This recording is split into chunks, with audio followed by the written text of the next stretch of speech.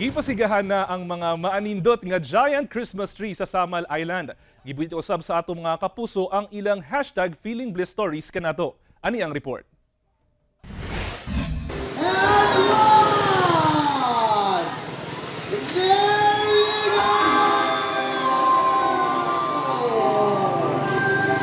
Christmas is in the air na gayud. Dihang gipasiga na ang unom ka giant Christmas tree dinhi sa usa ka resort sa Babak Samal Island Biyernes sa gabi. Dunay Christmas tree nga ang disenyo, ice crystals. Duna say picture perfect inside out.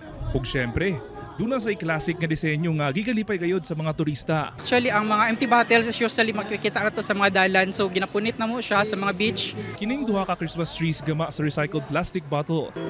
Non-plastics. Oo.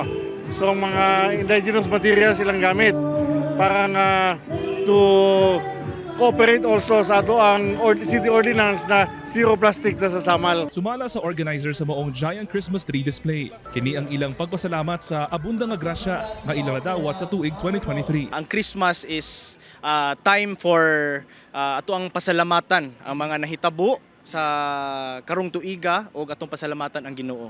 Mihayag sabang City Hall ground sa Peña Plata, Samal Island sa gipay-gayong lighting activity sa ilang Christmas decorations ni adtong Sabado sa gabi. Ubay-ubay ka mga Samalenyo ug turista ang midayo aron magpa-picture sa ilang nagadaiyang Christmas decorations gikan sa ilang giant Christmas tree, candy cane ug ang ilang maanindot nga holiday light tunnel.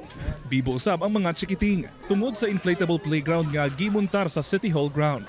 Grabe kayo ka-amazing ba kay makita nimo ang experience nga kanang good ma ang spirit of Christmas. Tinahan ka ng playground king ano man.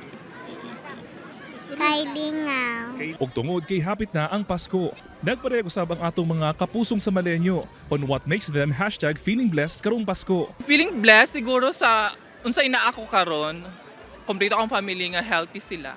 Sa mga blessings nga nabot sa mga pamilya. Na kompleto among pamilya. Kauban si Bebot Kahes sa kamera.